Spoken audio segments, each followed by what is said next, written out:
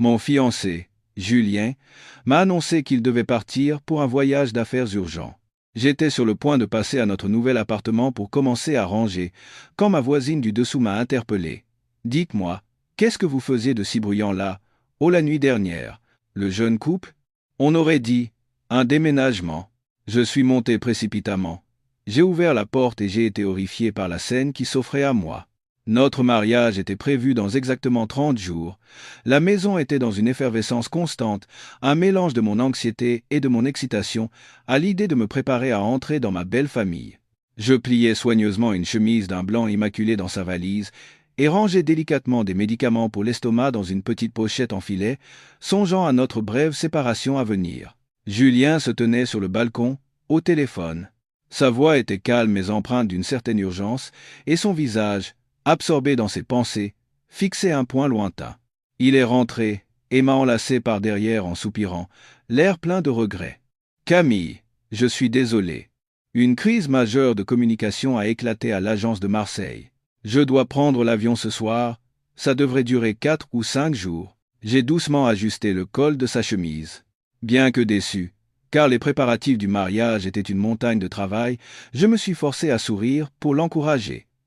« Le travail passe avant tout. Ne t'inquiète pas, vas-y, je m'occuperai de tout ici. N'oublie pas tes médicaments. Ne te rends pas malade à nouveau. » Julien m'a regardé. Son regard était un mélange de gratitude et d'une étrange lueur fuyante, comme s'il cherchait à éviter quelque chose.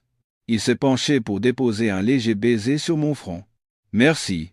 Après le mariage, je te promets de tout te rendre.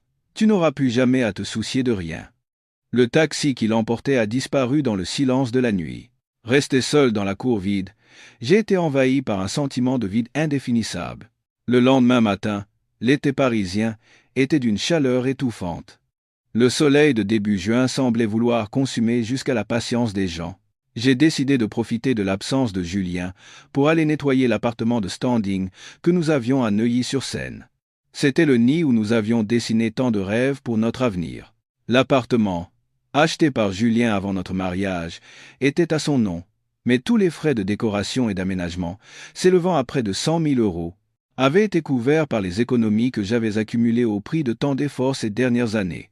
J'étais tout excité à l'idée d'accrocher un nouveau tableau et de mettre des fleurs fraîches dans un vase pour son retour. En entrant dans le hall de l'immeuble, l'air frais de la climatisation m'a immédiatement mise de meilleure humeur. J'ai pris l'ascenseur jusqu'au 18e étage. À peine les portes ouvertes, je suis tombé sur Madame Martin, ma voisine du dessous. Vêtue d'une tenue d'aérobic, un éventail à la main, elle m'a regardé en plissant les yeux, l'air mécontent, et a lancé d'une voix qui a résonné dans tout le couloir. « Ah, mademoiselle Camille, les jeunes, vous avez de l'énergie à revendre. Qu'est-ce que vous fabriquiez là, jusqu'à 2 heures du matin? Ça n'arrêtait pas de grincer et de cogner. » Abasourdi, je n'ai pas tout de suite compris, et j'ai esquissé un sourire pour apaiser la situation. « Pardon, Madame Martin, de quoi parlez-vous? Je n'étais pas là hier soir. » Madame Martin a agité la main comme si je cherchais une excuse et a froncé les sourcils. « Si ce n'était pas vous, c'était votre mari. Le lit n'est pas solide? Pourquoi ça grince toute la nuit? À mon âge, j'ai le sommeil léger.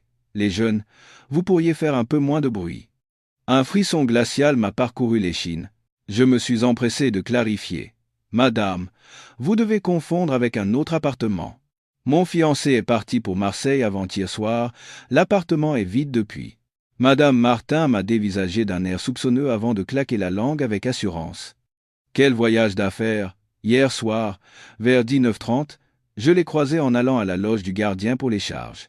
Il montait, les bras chargés de courses du Monoprix. Mon cœur s'est mis à battre la chamade. L'angoisse s'est propagée dans tout mon corps, mais je me suis accroché à un mince espoir. « Vous avez dû vous tromper de personne. » Mes mots semblant avoir blessé son orgueil, Madame Martin a haussé le ton. « Me tromper? Pas du tout. » Je l'ai même salué. Il était au bras d'une demoiselle, et il montait en riant, l'air très complice. Ses paroles m'ont glacé, comme si on m'avait jeté un seau d'eau glacée en plein été. Je n'avais plus de force dans les jambes.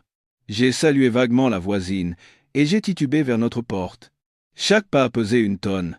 Devant la lourde porte en bois massif, j'ai pris une profonde inspiration pour me calmer. C'est sûrement un malentendu. Julien a pu passer rapidement récupérer un dossier avant de repartir.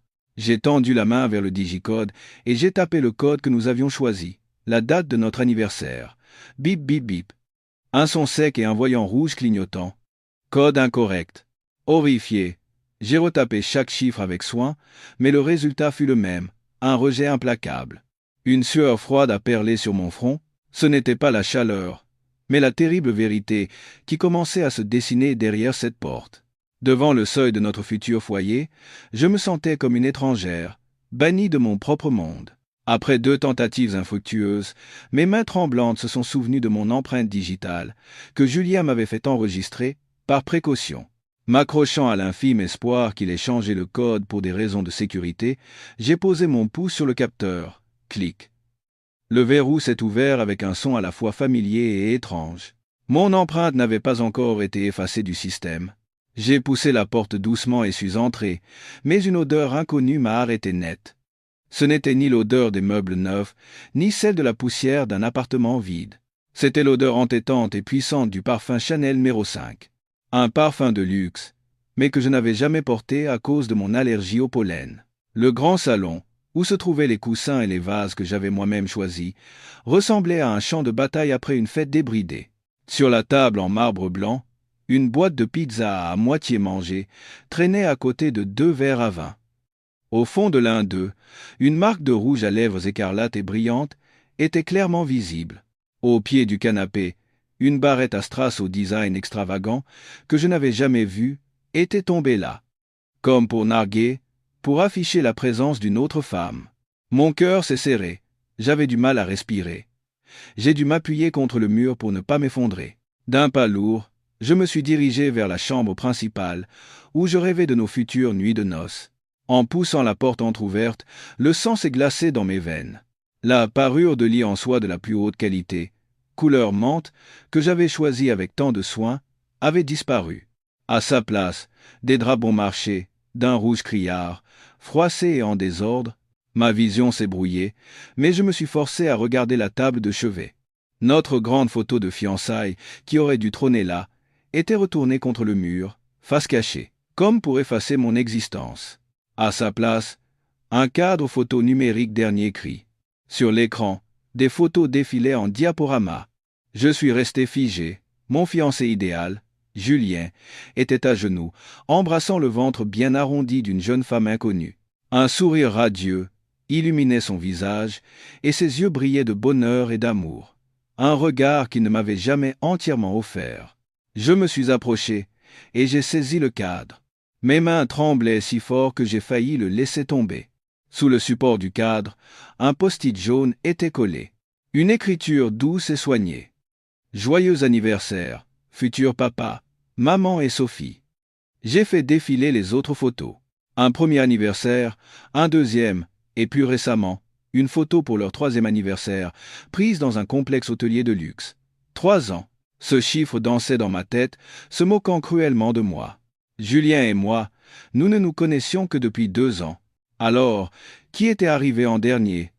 Dans cette histoire d'amour mensongère, qui était la tierce personne? La nausée m'a envahi. J'ai couru aux toilettes et j'ai vomi, comme pour expulser toute l'humiliation et le dégoût. Dans le miroir, une femme au visage blême, aux yeux injectés de sang, me fixait, l'air hagard. Sur le lavabo, 2 brosses à dents étaient plantées côte à côte dans le même gobelet. La brosse à dents bleue de Julien et une rose avec un adorable autocollant de lapin. Elles semblaient se blottir l'une contre l'autre, comme un couple heureux. J'ai ouvert le robinet et me suis aspergé le visage d'eau froide pour tenter de reprendre mes esprits. J'espérais que ce n'était qu'un horrible cauchemar, mais l'eau glacée ne faisait que rendre la réalité plus cruelle encore. Je suis sorti des toilettes et j'ai contemplé cet appartement que j'avais décoré avec tout mon cœur et tout mon argent. Désormais, chaque objet, chaque recoin semblait se moquer de ma naïveté. Son voyage d'affaires n'était qu'à quelques kilomètres, mais c'était un autre monde.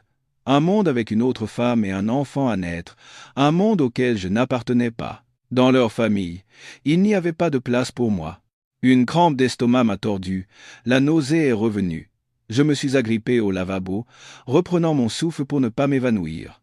Quelques minutes plus tard, j'ai repris mes esprits et, en regardant mon visage pâle dans le miroir, je me suis fait une promesse. Ne faiblis pas maintenant. Crier ou l'appeler, pour lui demander des comptes ne ferait que me faire passer pour la perdante à leurs yeux. J'avais besoin de preuves, des preuves irréfutables pour exposer le vrai visage de l'homme à qui j'allais confier ma vie. Je suis sorti des toilettes et j'ai marché pieds nus sur le carrelage froid. Un frisson m'a parcouru. Mon regard s'est posé sur la poubelle en acier inoxydable dans un coin de la cuisine. Le couvercle était légèrement entrouvert, laissant apparaître le coin d'un ticket de caisse blanc et froissé. Avec l'intuition d'une femme blessée, je me suis approché et, d'une main tremblante, j'ai saisi le ticket et l'ai déplié sur le plan de travail en marbre. C'était un ticket du Monoprix situé juste en bas de l'immeuble. L'heure, 19h30, la veille. Les lettres imprimées à l'encre noire me poignardaient le cœur. Lait de croissance spéciale grossesse. Préservatif, ultra fin. Protège slips. Le mélange grotesque de ces articles me soulevait le cœur. Un homme qui achète du lait pour sa petite amie enceinte, tout en achetant des préservatifs pour satisfaire ses propres bas instincts. Le plus cruel était qu'il avait même utilisé mon numéro pour cumuler les points de fidélité. Le même numéro qu'il utilisait pour m'envoyer des messages mielleux chaque soir. Alors que je fixais le ticket, mon téléphone a sonné bruyamment dans mon sac. La sonnerie familière que Julien m'avait attribuée me vrillait les tympans. Sur l'écran, mon amour et l'icône d'un appel vidéo. J'ai pris une profonde inspiration et j'ai essuyé les larmes qui perlaient au coin de mes yeux. J'ai arrangé mes cheveux et je me suis rapidement déplacé sur le balcon. Les rideaux étaient tirés, l'arrière-plan ne serait qu'un mur crème uni. Personne ne devinerait que j'étais dans notre appartement. J'ai appuyé sur le bouton d'appel et j'ai forcé mes muscles faciaux à esquisser un sourire, aussi tordu et douloureux soit-il. Le beau visage de Julien est apparu à l'écran. Derrière lui, un mur blanc, probablement un hôtel ou un coin isolé. Sa voix était toujours aussi douce et tendre. « Ma chérie, je sors juste d'une réunion avec les partenaires. Je suis épuisé. Tu me manques tellement que je t'ai appelé tout de suite. » Je fixais le visage de l'homme que j'avais aimé pendant 2 ans, me demandant intérieurement comment il pouvait jouer la comédie à ce point.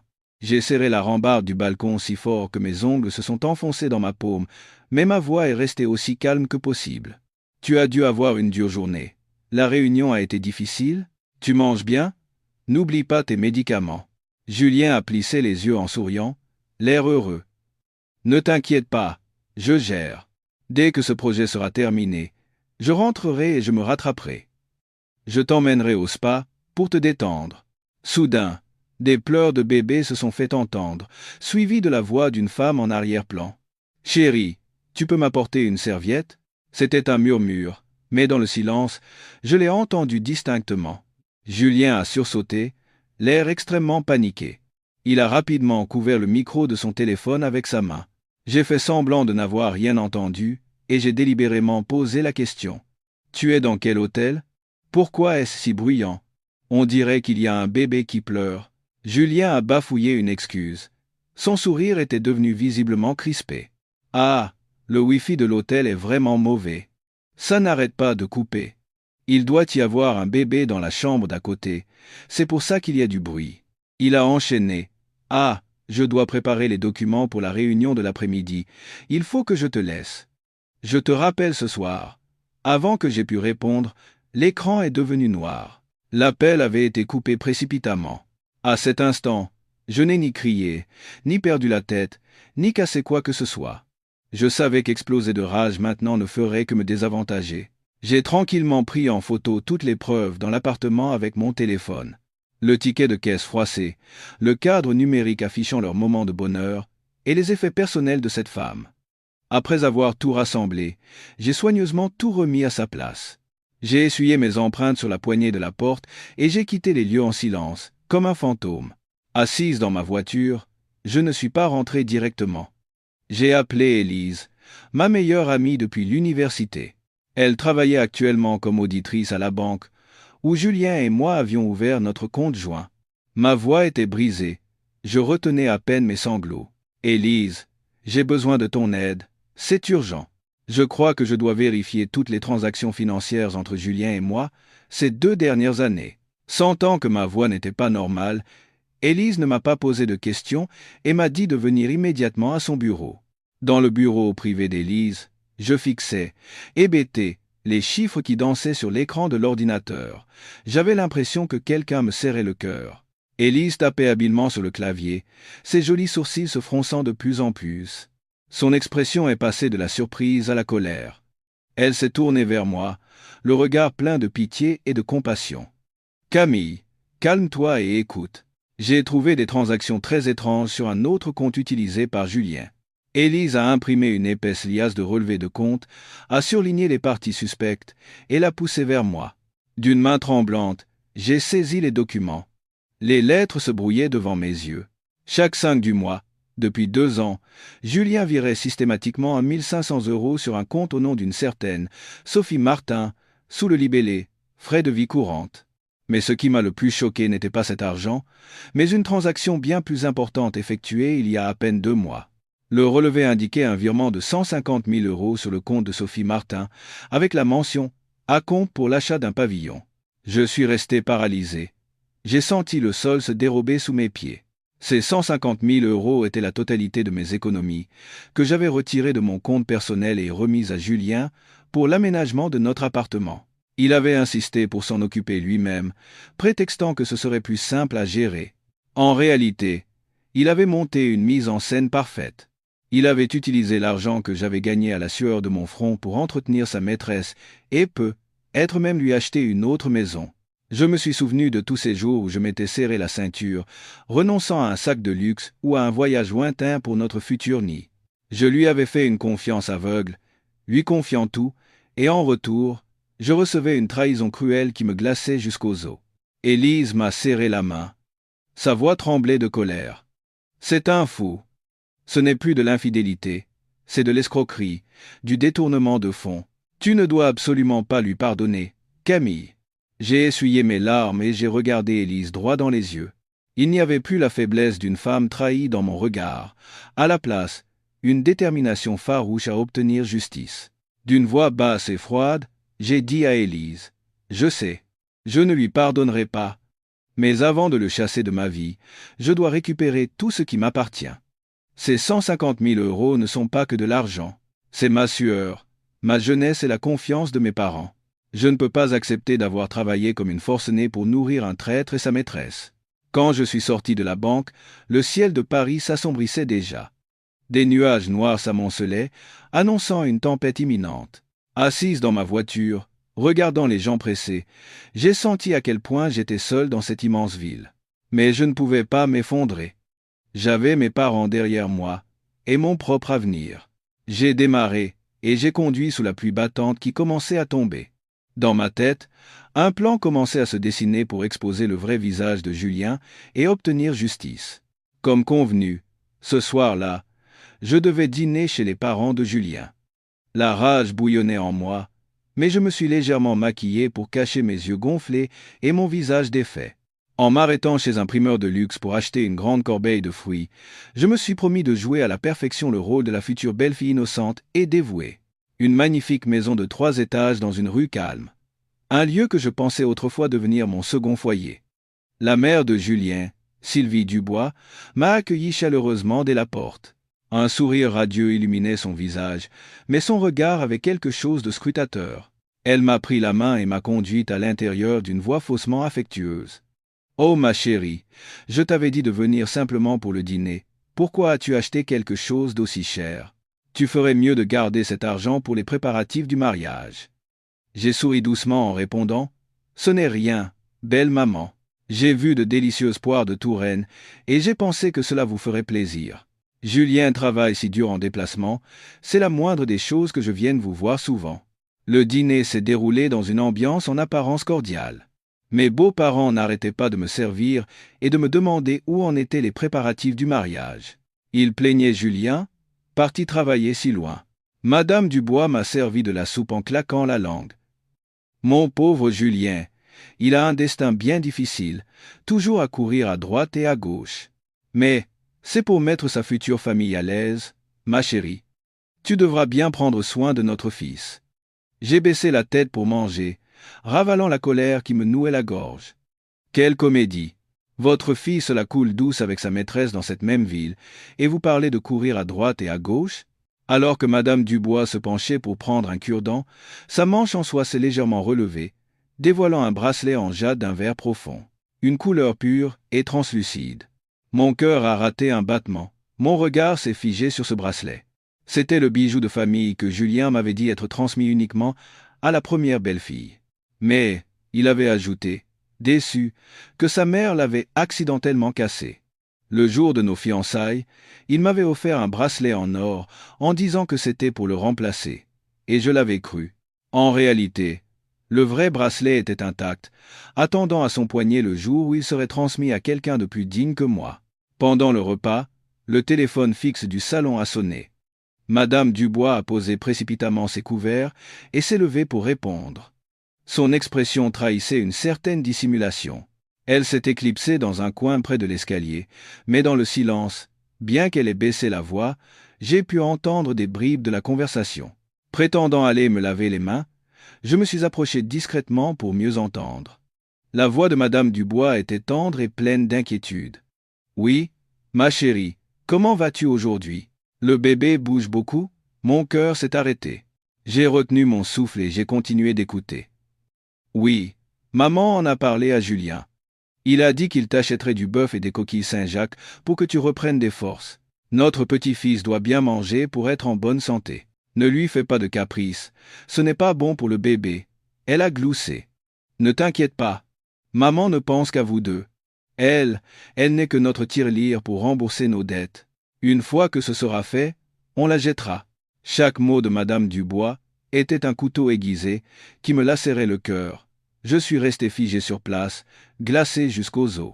Non seulement Julien, mais toute sa famille, ceux que j'appelais papa et maman avec respect, étaient les acteurs principaux de cette farce cruelle. Ils me voyaient comme une idiote, un distributeur automatique de billets pour leur profit, tandis que dans mon dos, ils préparaient tout pour une autre femme et leur précieux petit-fils. Je suis retourné à table, m'efforçant de ne pas trembler, mais mon cœur était complètement refroidi. Le sourire faussement bienveillant de mon beau-père et le visage affable de ma belle-mère, revenus à table, me donnaient la nausée. Je me suis dit qu'il fallait rester calme, endurer pour moi-même, pour exposer le vrai visage de cette famille avide et malveillante. Ce dîner fut le plus amer de ma vie. Chaque bouchée était comme avaler des épines. Après ce dîner mensonger, j'ai compris que je me battais seul au milieu d'une meute de loups déguisés en agneaux. Je ne pouvais même pas faire confiance aux plus proches de Julien. J'ai décidé de faire appel à un détective privé. Par l'intermédiaire d'un ami de confiance, j'ai contacté M. Lambert, réputé pour résoudre des affaires familiales complexes. Je lui ai fourni les rares informations que j'avais, le nom de Sophie Martin et son numéro de compte, l'adresse de l'appartement où Julien se rendait souvent, et le numéro d'immatriculation de sa voiture. 3 jours plus tard, M. Lambert m'a donné rendez-vous dans un café tranquille en périphérie de la ville. Il a posé une enveloppe Kraft sur la table et m'a regardé avec compassion. « Mademoiselle Camille, j'ai terminé les investigations que vous m'avez demandées. Mais je vous conseille de vous préparer. La vérité pourrait être plus choquante que vous ne l'imaginez. » J'ai pris une profonde inspiration et j'ai hoché la tête pour lui signifier de commencer. Je serrai mon verre d'eau glacée pour me calmer. Monsieur Lambert a ouvert l'enveloppe et a étalé plusieurs photos de filature devant moi. Elles montraient une jeune femme à l'apparence simple et ordinaire, loin de l'image de la maîtresse glamour et manipulatrice que je m'étais imaginée. Son nom était Sophie Martin, 26 ans. Employée de bureau dans une petite société d'import-export, elle menait une vie calme et ordinaire. Monsieur Lambert a pointé une photo de Sophie faisant ses courses au marché. Cette femme n'est pas du genre à sortir. Ses voisins en disent beaucoup de bien. Le problème, c'est qu'elle vit en concubinage avec monsieur Julien depuis 3 ans. Choqué, j'ai bégayé. 3 ans? Vous êtes sûr? Je ne connais Julien que depuis 2 ans. Monsieur Lambert a secoué la tête et m'a montré des photos imprimées depuis le compte Instagram privé de Sophie, suivi seulement par quelques amis proches. Il était rempli de photos heureuses de Sophie et Julien, remontant à 3 ans. Des légendes pleines d'amour. 1 an ensemble. Merci de toujours veiller sur moi, mon mari. Un dîner simple, mais je suis heureuse avec toi. En attendant la naissance de notre bébé. Dans le monde de Sophie, Julien était un mari exemplaire, dévoué à sa femme et à son enfant. Elle croyait dur comme fer à son mensonge selon lequel sa famille, très conservatrice, exigeait qu'il établisse une base professionnelle solide avant de la présenter officiellement. Elle se croyait sa seule et unique femme. En tournant les pages, ma colère initiale s'est transformée en confusion et en une pointe de pitié. Sophie ignorait tout de mon existence. Elle était, comme moi, une victime, parfaitement dupée par Julien. Il avait construit deux mondes parallèles, jouant deux rôles parfaits. D'un côté, il préparait un mariage parfait avec moi pour utiliser mon argent. De l'autre, il jouait le rôle du mari pauvre, mais aimant auprès de Sophie, pour obtenir une satisfaction émotionnelle et un enfant. Monsieur Lambert m'a regardé en baissant la voix. D'après mes recherches, Madame Sophie Martin a une confiance totale en Monsieur Julien. Elle est actuellement enceinte de 5 mois. Les 150 000 € dont vous m'avez parlé, il lui a fait croire que c'était de l'argent qu'il avait économisé depuis longtemps et emprunté à des amis. Il a utilisé cette somme pour acheter un petit pavillon au nom de Sophie. J'ai eu l'impression d'avoir une épine dans la gorge. Avec mon argent, mon sang et ma sueur, il avait construit un nid pour une autre femme, la faisant sa femme de l'ombre. Tandis que moi, avec mon titre de fiancé officiel, n'était en réalité que son instrument financier. J'ai refermé le dossier et je me suis adossé à ma chaise, regardant les feuilles jaunes tomber dehors. Un tourbillon d'émotions complexes m'agitait. Je ressentais à la fois de la colère et de la pitié pour cette Sophie. Elle vivait dans un beau rêve qui allait bientôt voler en éclats. Ayant obtenu des informations sur les habitudes de Sophie grâce au détective, j'ai décidé de passer à l'étape suivante de mon audacieux plan. J'ai cherché sur Internet les cours de pilates prénatal du centre de fitness que Sophie fréquentait et je me suis rapidement inscrite pour une session courte. Pour dissimuler mon identité, j'ai acheté en ligne un faux ventre de femme enceinte en silicone de haute qualité. J'ai enfilé une robe ample de maternité et j'ai couvert mon visage avec un masque. Devant le miroir, en voyant mon apparence de femme enceinte de 5 mois, je n'ai pu retenir une pointe d'amertume. Si Julien n'avait pas insisté pour repousser nos projets de quelques années pour sa stabilité financière, j'aurais pu être une vraie maman, moi aussi. En entrant dans la spacieuse salle de Pilates, où flottait une douce odeur d'huile essentielle de citronnelle, j'ai cherché Sophie du regard et l'ai rapidement trouvée. Elle était assise dans un coin, envoyant un message sur son téléphone avec un sourire radieux. En personne, Sophie semblait encore plus douce et simple que sur les photos. Une peau blanche sans maquillage, de grands yeux ronds si innocents qu'ils en paraissaient presque pathétiques. J'ai pris une profonde inspiration pour calmer mon cœur qui battait à tout rompre, et je me suis approché lentement d'elle, déroulant mon tapis juste à côté du sien. Pendant la pause, j'ai délibérément fait tomber ma bouteille d'eau dans sa direction. Elle s'est empressée de se baisser pour la ramasser, me souriant gentiment. « Faites attention, ma sœur. Avec un ventre comme ça, c'est difficile de se pencher. » Je l'ai remerciée et j'ai engagé la conversation. « Merci, ma petite. C'est mon premier jour. Je suis encore un peu mal à l'aise. »« Ça fait longtemps que vous venez ?» Sophie a répondu joyeusement. « Oui, environ 2 mois. Heureusement, depuis que j'ai commencé, j'ai moins mal au dos et le bébé est plus calme. » La conversation entre deux inconnus a commencé de manière naturelle et détendue, comme si nous étions de vieilles amies. Sophie, baignant dans un bonheur infini, parlait de son bébé. « C'est un garçon, ma sœur. Son papa est tellement content. Il est souvent en déplacement, mais il appelle tous les jours pour parler au bébé. » Mon cœur s'est serré, mais j'ai maintenu mon sourire. « Vraiment ? Votre mari a l'air très attentionné. Il doit beaucoup vous chérir, vous et le bébé. » Les yeux de Sophie se sont mis à briller. « Oui, mon Julien est très occupé avec son projet, mais il nous fait toujours passer en premier. Il m'a dit que dès qu'il aurait terminé ce projet, il aurait gagné assez d'argent pour que nous soyons à l'aise. Il a dit qu'une fois que j'aurai accouché et que je serai bien remise, nous aurons une magnifique cérémonie de mariage. Zakumta, ie, takemo, dose, emusa vesaze. » Entendre le nom de Julien et les promesses en l'air qu'il avait faites de la bouche de Sophie me remplissaient de pitié pour elle. Elle croyait complètement en cet homme méprisable, en ce mirage de mariage de rêve qu'il lui avait dessiné. J'ai baissé les yeux vers la bague de fiançailles à son doigt. C'était le même modèle que la mienne, seule la taille du diamant était légèrement plus petite. Julien était un homme qui savait économiser son temps et ses efforts. acheté 2 bagues identiques pour les offrir simultanément à 2 femmes. Les jours suivants, j'arrivais toujours en avance au cours pour avoir l'occasion de parler avec Sophie.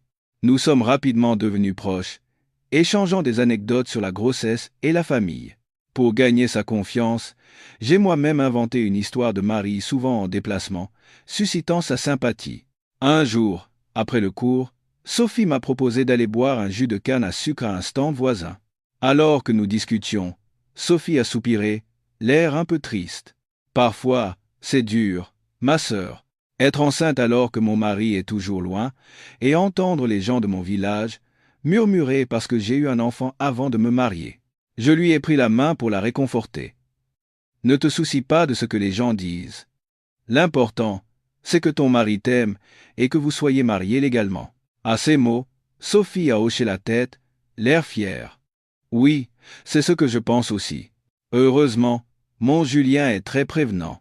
De peur que je sois triste, il a fait les démarches pour notre mariage civil en secret au début de ma grossesse. Nous n'avons juste pas encore eu la cérémonie. Tout excitée, elle a sorti son téléphone, a ouvert sa galerie de photos et me l'a montré. Regardez, ma sœur, c'est notre acte de mariage. Julien garde l'original, j'ai juste pris une photo pour le regarder de temps en temps. Allez, j'ai pris le téléphone de Sophie et j'ai regardé la photo de l'acte de mariage aux teintes rosées. Époux, Julien Dubois. Épouse, Sophie Martin. Date de l'enregistrement, 5 mois plus tôt. À première vue, il semblait identique à un vrai certificat. Le sceau de l'officier d'état civil, la signature du maire, tout y était. Cependant, ayant une certaine expérience dans le domaine juridique, j'ai rapidement repéré des anomalies. La police de caractère du document différait légèrement des normes administratives actuelles et, point crucial, le contour du sceau de la mairie du domicile de Julien présentait une minuscule imperfection. Un détail imperceptible pour un non-initié. Julien avait falsifié le document. Il avait commis le crime de faux et usage de faux pour tromper une femme naïve qui lui faisait confiance. Pour qu'elle mette au monde leur enfant en toute sérénité. Pour qu'elle se contente de son statut d'épouse de l'ombre sans jamais réclamer publiquement ses droits. La cruauté et la ruse de Julien me donnaient la chair de poule. Voyant que je fixais la photo, Sophie, pensant que j'étais envieuse, a souri timidement. Il est beau sur sa photo d'identité, n'est-ce pas? C'est ce sourire qui m'a fait craquer la première fois que je l'ai vu. Je lui ai rendu son téléphone, ravalant le soupir qui menaçait de m'échapper. Oui, ton mari a l'air très fiable. Je comprends pourquoi tu lui fais autant confiance. J'ai regardé Sophie profondément dans les yeux, ressentant une culpabilité intérieure à l'idée de devoir bientôt faire éclater la bulle de son fragile bonheur. Mais je savais qu'une seule douleur valait mieux que de la laisser vivre toute sa vie dans ce terrible mensonge. Je devais lui dire la vérité. Mais comment faire sans que le choc n'affecte son bébé? Après plusieurs jours de réflexion, j'ai conclu que je ne pouvais plus continuer cette comédie. Je lui ai envoyé un message pour lui donner rendez-vous dans un café, jardin discret, dans une ruelle peu fréquentée. Ce jour-là, je ne portais ni faux ventre, ni robe de maternité ample. J'avais enfilé une robe de bureau élégante et m'étais légèrement maquillé, redevenant moi-même Camille. Quand Sophie est entrée dans le café, elle a cherché des yeux sa sœur enceinte. Ce n'est que lorsque je lui ai fait signe qu'elle s'est approchée, les yeux écarquillés de surprise. « Ma sœur, Camille, pourquoi es-tu si différente aujourd'hui? Où est passé ton ventre ?» Je l'ai fait asseoir, lui ai commandé un jus d'orange sans glaçon, et l'ai regardé droit dans les yeux, d'une voix sérieuse mais calme. « Sophie, je suis désolé de t'avoir menti. Je ne suis pas enceinte. Et si je t'ai approché, c'est pour une raison. » Sophie était abasourdie, confuse. Elle a tenté de se lever. « Qu'est-ce que vous racontez? Ce n'est pas une blague, j'espère? Je ne comprends rien. » Je lui ai doucement pris la main, et j'ai posé sur la table un élégant faire-part de mariage rouge. Dessus, les noms Julien Dubois, Camille Leroy, étaient imprimés. La date du mariage, dimanche prochain. Lis ça. Ensuite, tu décideras si tu veux continuer à écouter mon histoire. J'ai poussé le faire-part vers elle. De ses mains tremblantes, elle l'a saisi. En lisant les lettres dorées, son visage est passé du rouge au blanc livide. Ses grands yeux ronds se sont remplis de larmes. « C'est impossible. C'est le nom de mon mari. Pourquoi se marie-t-il avec vous? Qui êtes-vous? Une maîtresse qui veut détruire ma famille? Hâtée, elle criait d'une voix déchirée par la douleur. Calmement, j'ai sorti mon téléphone et j'ai lancé l'enregistrement que j'avais fait de la conversation entre Julien et sa mère. La voix de Julien, bien que marmonnée, était clairement audible. « Maman, ne t'inquiète pas. Sophie, c'est juste pour avoir l'enfant. Elle est douce, obéissante et ne demande rien. Le mariage avec Camille, c'est pour rembourser les dettes de la famille. Sa famille est riche, et elle est assez stupide pour faire confiance aux gens. Si je l'épouse, notre famille est sauvée. » Le rire de sa mère a suivi. « Oui, tu es bien réfléchi, continue de bien t'occuper de Sophie, et une fois que notre petit-fils sera né, on verra. » Après avoir entendu l'enregistrement, le téléphone a glissé des mains de Sophie et est tombé sur la table avec un bruit sourd. Elle a caché son visage dans ses mains et a éclaté en sanglots. Le cri déchirant d'une femme dont la confiance a été entièrement trahie. Elle a posé sa tête sur la table, ses épaules secouées par les pleurs. « Pourquoi? Pourquoi m'a-t-il fait ça? Qu'est-ce que j'ai fait de mal? Je l'aimais sincèrement. » Je suis resté silencieusement à ses côtés, lui tendant des mouchoirs, la laissant pleurer. Je savais qu'aucun mot ne pourrait la consoler. Quand ses sanglots se sont calmés, j'ai dit doucement, « Sophie, toi et moi, nous sommes toutes les deux victimes de cet homme abject. Avec mon argent, il a acheté la maison où tu vis. Avec mes sentiments, il a satisfait ses désirs et a eu l'enfant qu'il voulait pour sa lignée. Et en même temps, il prévoyait de m'épouser pour me soutirer encore plus d'argent. Et regarde, l'acte de mariage que tu as est un faux. Il t'a trompé. » Je lui ai montré les preuves de la falsification de documents que j'avais rassemblés. Face à ces preuves irréfutables, le regard de Sophie est passé du désespoir à la rage. Elle a relevé la tête. Ses yeux étaient bouffis, mais une lueur de détermination y brillait. « Camille, que dois-je faire maintenant? Je ne veux pas que mon enfant ait un père aussi ignoble. » Le silence régnait dans le café, seulement troublé par une douce musique d'ambiance et les sanglots intermittents de Sophie. Je lui ai pris la main, transmettant à la fois chaleur et fermeté. J'ai commencé à analyser la situation pour qu'elle puisse comprendre. Tu as deux options. La première, c'est de faire un scandale. Il niera tout et t'accusera de l'avoir séduit. Il m'épousera, et tu resteras pour toujours la maîtresse sans nom. Ton enfant naîtra et sera montré du doigt comme un bâtard. Sophie a secoué la tête violemment, ses larmes recommençant à couler. Non, je ne veux pas que mon enfant soit malheureux. Je n'ai pas besoin d'un père comme ça. J'ai hoché la tête. La deuxième option, c'est de coopérer avec moi. Nous allons lui faire payer pour tout ce qu'il a fait. Nous lui ferons tout perdre, son argent, sa réputation et même sa famille. Sophie a essuyé ses larmes et m'a regardé fixement. Que dois-je faire? Je vous écouterai. J'ai baissé la voix et je lui ai révélé que Julien utilisait son compte pour blanchir de l'argent détourné via une société écran, sous prétexte de primes et de cadeaux. En entendant cela, le visage de Sophie est devenu livide, elle était terrifiée. Je ne savais rien. Il m'a dit que c'était de l'argent qu'il gagnait avec un travail d'appoint et m'a demandé de le garder pour lui un moment. Mon Dieu, est-ce que je vais aller en prison? Je l'ai rassuré. Ne t'inquiète pas. Si tu coopères volontairement et que tu portes plainte, tu seras considéré comme témoin et tu bénéficieras de la clémence. Le plus important maintenant, c'est de suivre mon plan. Je lui ai expliqué les détails. D'abord, elle devait continuer à jouer le rôle de l'épouse douce et innocente, ne montrer aucun signe de suspicion devant Julien, lui envoyer des messages tendres et prendre de ses nouvelles comme d'habitude. En même temps, elle devait rassembler d'autres preuves des transactions illégales de Julien via son compte. Je lui ai montré comment imprimer discrètement les relevés bancaires, comment faire des captures d'écran des messages de transactions que Julien laissait négligemment. Ensuite, je lui ai suggéré de transférer tous les fonds illégaux que Julien avait déposés sur son compte vers un compte séquestre spécial géré par mon avocat.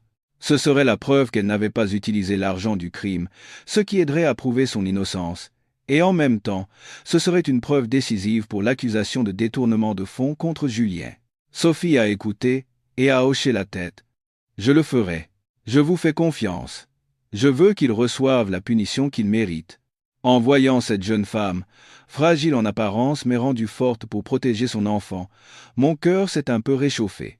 Deux femmes qui auraient dû être des ennemies étaient maintenant alliées, main dans la main, contre l'homme qui avait piétiné leur amour et leur confiance. Cette alliance n'était pas seulement pour la vengeance, mais aussi pour sauver nos propres vies. Après avoir établi notre plan, je suis rentré chez moi, et j'ai commencé à tendre le plus grand piège pour Julien. Je savais que son point faible n'était ni ses sentiments, ni sa réputation, mais son insatiable cupidité. En visant juste, il tomberait de lui-même dans le panneau. Je lui ai envoyé un message enjôleur, comme si j'ignorais tout de sa trahison. « Chérie, tu as bientôt fini ? Mes parents viennent d'appeler, ils ont une affaire importante à discuter avec nous concernant un terrain. Il faudrait que tu rentres vite. » Comme prévu, moins de 5 minutes plus tard, mon téléphone a sonné. La voix de Julien était excitée. « Ma chérie, quel terrain ? Pas celui en Bretagne dont ton grand-père parlait ? » J'ai ricané intérieurement, mais ma voix est restée douce. « Si. Papa dit que sa valeur a explosé. Il vaut plus d'1 million d'euros maintenant. Mes parents veulent nous le donner pour lancer notre entreprise, mais il faut que tu viennes signer un acte de communauté de biens. La procédure est un peu complexe, apparemment. » Il y eut un silence à l'autre bout du fil. Julien était sûrement en train de faire ses calculs. 1 million d'euros, de quoi faire vaciller n'importe quel homme avide. Il a rapidement répondu « D'accord, je délègue tout au plus vite et je rentre ce soir. Dis à tes parents de ne pas s'inquiéter. » J'ai raccroché et j'ai regardé mon visage froid se refléter sur l'écran noir. À ses yeux, ma famille et moi n'étions que de la chair à canon. Ce soir-là, Julien est rentré, l'air fatigué, les vêtements froissés, mais ses yeux brillaient de cupidité. En me voyant, il m'a serré fort dans ses bras. L'odeur de parfum étranger avait presque disparu, ne laissant que celle du tabac sur sa chemise. Il a murmuré « Tu m'as manqué. Ces quelques jours ont été si durs, je n'ai pensé qu'à toi. » J'ai ravalé mon dégoût et je lui ai tapoté le dos. « Toi aussi, tu m'as manqué. Va prendre une douche et repose-toi. On a rendez-vous chez le notaire demain matin. » Pendant que Julien était sous la douche, je me suis assise dans le salon et j'ai organisé l'épaisse liasse de documents que j'avais préparés. Parmi des papiers administratifs anodins, j'avais glissé une reconnaissance de dette et un acte d'hypothèque que j'avais rédigé avec soin. Le document stipulait que Julien m'avait emprunté 150 000 euros pour un investissement personnel et qu'il mettait en garantie l'appartement de Neuilly. Un homme aveuglé par l'argent comme Julien n'imaginerait jamais que la signature de demain ne lui apporterait pas 1 million, mais le vendrait, lui et son avenir. Cette nuit-là, allongé à côté de Julien, écoutant son ronflement régulier, je n'ai pas pu dormir. Fixant le plafond sombre, 1000 pensées se bousculaient. Je me suis souvenu de l'époque où nous partagions un simple plat de pâtes en rêvant d'une maison, comme un arc-en-ciel après la pluie. Comment une personne pouvait-elle changer si vite ? Quel pouvoir magique l'argent possédait-il pour transformer un homme autrefois tendre en un monstre cruel et manipulateur, prêt à trahir sa propre femme ? J'ai soupiré, je lui ai tourné le dos, et j'ai tiré la couette sur ma tête. Je me suis promis que ce serait la dernière nuit où je devrais supporter ce dégoût. Le lendemain matin, nous sommes arrivés tôt à l'étude du notaire. C'était le cabinet d'un ami que j'avais préarrangé. Tout, de l'endroit aux employés, était préparé pour inspirer une confiance absolue à Julien. Il portait un costume bien repassé, les cheveux gominés, et son visage rayonnait de la joie d'un homme sur le point de gagner au loto. Il n'arrêtait pas de regarder sa montre en me pressant. « Tes parents ont envoyé les papiers ? Dépêchons-nous. Je dois retourner au bureau cet après-midi pour un rapport. » Je lui ai tendu l'épaisse liasse de documents. En haut, une copie du titre de propriété de mes parents, mais la partie concernant la date réelle du transfert était masquée. D'une voix inquiète, j'ai dit « Ils les ont envoyés, mais la procédure est très compliquée. » Le notaire a dit qu'il y avait beaucoup de documents à signer. L'acte de communauté, la procuration, la déclaration d'apport. Julien a pris la liasse, a jeté un coup d'œil aux premières pages, et voyant que c'était bien le titre de propriété de mes parents, il a hoché la tête, satisfait. Bah, c'est l'administration française. C'est pénible, mais il suffit de signer et c'est réglé. L'important, c'est que le terrain soit à notre nom. À ce moment, son téléphone a sonné bruyamment dans la poche de son costume. J'ai jeté un coup d'œil et j'ai vu le nom de l'appelant, Ma pluie d'été. C'était le nom qu'il avait enregistré pour Sophie, au cas où je lui demanderais qui était ce numéro inconnu. C'était une partie de notre plan avec Sophie. Elle devait l'appeler en prétextant une urgence avec le bébé pour tester une dernière fois le cœur de Julien et le distraire. Julien a froncé les sourcils et a raccroché, mais le téléphone a continué de sonner, et les messages ont afflué. J'ai demandé, l'air inquiet, « Qui est-ce qui appelle avec autant d'insistance? Un problème au bureau ?» Julien a agité la main, l'air agacé. « Ah, ce sont mes subalternes. Dès que le chef n'est pas là, c'est le bazar. Ne t'en fais pas. » À ce moment, le contenu du message de Sophie est apparu brièvement sur l'écran de verrouillage et je ne l'ai pas manqué. « Chérie, le bébé ne bouge plus. J'ai très mal au ventre. Reviens vite pour maman et le bébé. » Julien a jeté un coup d'œil au message et a semblé hésiter un instant, mais il a vite retrouvé son sang-froid. Il a retourné son téléphone sur la table et m'a pressé. « Allez, signons vite. Je suis pressé. » Le notaire, joué par mon cousin avocat, est entré et a posé la liasse de documents sur la table, les endroits à signer surlignés en jaune. D'une voix professionnelle, il a dit « Messieurs, dames, veuillez signer aux endroits que j'ai indiqués. Il y a pas mal de documents, votre bras risque de fatiguer un peu. » Julien a pris le stylo et, les yeux fixés sur les chiffres de la superficie du terrain sur la première page, il a souri béatement. Il a commencé à signer. Son écriture était fluide. Entre la 5e page, la promesse de garantie et la procuration, se trouvait la reconnaissance de dette et l'acte d'hypothèque que j'avais rédigé avec soin. Le titre était imprimé en plus petits caractères, habilement caché sous l'agrafe. Aveuglé par la perspective d'1 million d'euros et distrait par les messages insistants de Sophie, Julien n'a rien lu. Il se contentait de chercher les zones surlignées en jaune et de laisser courir son stylo. La signature de Julien, apposée clairement sur le papier blanc, scellait le verdict de sa propre vie. En le regardant signer, je me sentais à la fois soulagé et amer. Il s'était vendu lui-même pour de l'argent imaginaire, vendant même la femme qui portait son enfant. Julien m'a rendu les documents et a demandé, joyeusement, « La procédure sera terminée quand? On aura notre nouveau titre de propriété quand ?» J'ai souri, n'ayant plus besoin de jouer la comédie. « Bientôt, chérie.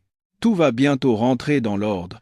Tu recevras ce que tu mérites. » Après la procédure chez le notaire, j'ai proposé à Julien d'aller dîner chez ses parents pour leur annoncer la bonne nouvelle. Il a immédiatement accepté, probablement impatient de se vanter auprès de sa famille du terrain qu'il allait bientôt hériter. Ce soir-là, le dîner était encore plus somptueux que d'habitude. Madame Dubois avait préparé un festin. Un coq au vin mijoté, un plateau de fruits de mer, une bisque de homard. En voyant cette table abondante, je me demandais d'où venait l'argent pour tout ça. Était-ce aussi l'argent que j'avais gagné à la sueur de mon front qu'ils avaient détourné? Pendant tout le repas, l'ambiance était faussement joyeuse. Le père de Julien a levé son verre de vin, le visage rougeau. « Portons un toast au fait que vous allez bientôt avoir un capital important pour votre entreprise.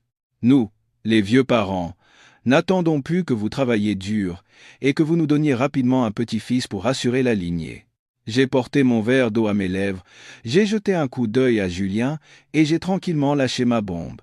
Oui, beau papa, nous le pensons aussi. D'ailleurs, j'ai vu que Julien avait acheté plein de vêtements de bébé rose hier. Que de jolies robes. Un silence de mort s'est abattu sur la pièce. La main de Madame Dubois, qui s'apprêtait à prendre un morceau de poulet, s'est figée en l'air. Ses yeux se sont tournés vers Julien, soupçonneux. Le père de Julien a posé son verre de vin si fort qu'il a failli le briser et a grondé. « Quoi? Des vêtements roses? Pour qui les as-tu achetés? On m'avait pourtant dit que, il allait dire, que l'échographie montrait un garçon, mais il s'est tu à temps. » Le visage de Julien est devenu livide. Des paires de sueurs se sont formées sur son front. Il a ri nerveusement, en agitant les mains. « Ah, ça, c'est un cadeau pour la fille de mon directeur. Il m'apprécie beaucoup, alors j'ai voulu faire un effort. » J'ai cligné des yeux, l'air innocent. « Ah bon? Je pensais que tu aimais tellement les filles que tu les achetais en avance. Tu achètes souvent des articles pour bébé ces derniers temps. J'ai même vu un ticket de caisse pour des vitamines prénatales l'autre jour. » En entendant cela, le visage de Madame Dubois a changé de couleur. Elle m'a regardé d'un air scrutateur, cherchant à savoir si je savais quelque chose, avant de foudroyer Julien du regard. Elle devait être en pleine confusion, se demandant si Julien avait acheté des vêtements roses par erreur ou s'il y avait un problème avec le bébé de Sophie qu'elle ignorait. La graine du doute commençait à germer dans l'esprit des complices. Profitant de la confusion et de l'ambiance pesante, j'ai dit que j'allais aux toilettes.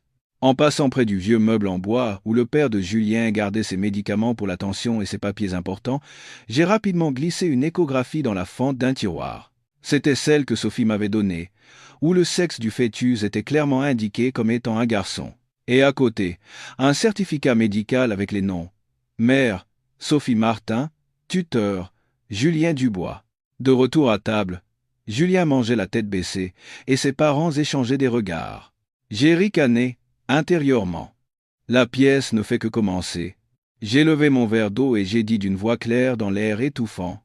À notre famille, à notre bonheur, et aux secrets surprenants, non, aux joies qui seront bientôt révélées. Julien m'a regardé. Il y avait de la culpabilité dans ses yeux, mais la cupidité et l'assurance avaient anesthésié sa raison, l'empêchant de voir que la lame était sur sa gorge. Prétextant la fatigue, je lui ai demandé de me ramener à la maison, laissant à cette famille heureuse un espace privé pour résoudre les doutes qui venaient de naître. Avant de partir, en revenant des toilettes, j'avais discrètement placé un micro-espion sous la table du salon.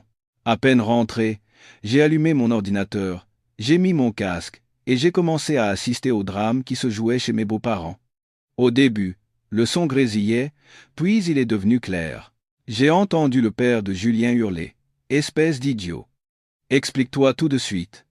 Comment Camille sait-elle que tu as acheté des vêtements de bébé? Comment peux-tu être aussi néglige ?» La faible excuse de Julien a suivi. « Papa, calmez-vous, les voisins vont entendre. » Je lui ai menti en disant que c'était un cadeau pour mon directeur, et elle l'a cru sur parole. Elle est stupide, ça ira. Ne vous inquiétez pas. Soudain, un bruit sec, un tiroir ouvert violemment. Puis, le cri de Madame Dubois. Mon Dieu, qu'est-ce que c'est? Oh mon Dieu! Elle avait probablement trouvé l'échographie que j'avais laissée.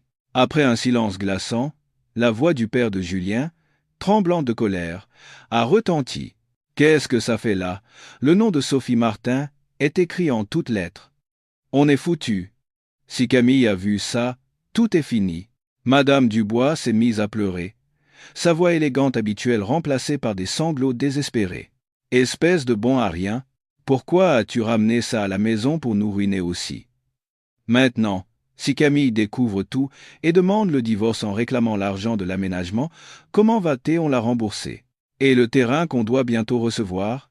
Paniqué, Julien a commencé à révéler sa nature cruelle. Maman, ne vous inquiétez pas, Camille ne sait encore rien. C'est probablement cette Sophie qui l'a mis là pour nous tester. Je vais m'en occuper. Les mots suivants du père de Julien m'ont glacé jusqu'aux os. T'en occuper? De quoi? Je t'avais dit de ne rien faire tant que Sophie n'aurait pas mis au monde notre petit-fils. Après, tu pourras faire ce que tu veux.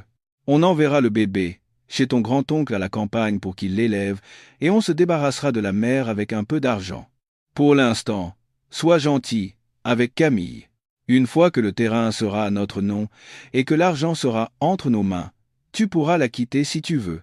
J'ai arraché mon casque et l'ai jeté sur le bureau. La rage m'a fait pleurer. Pas pour moi, mais pour la méchanceté sans fin de l'être humain.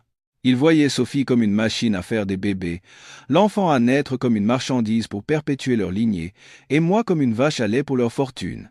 À leurs yeux, nous, les femmes, n'étions pas des personnes, mais des outils pour satisfaire leur cupidité et leur égoïsme.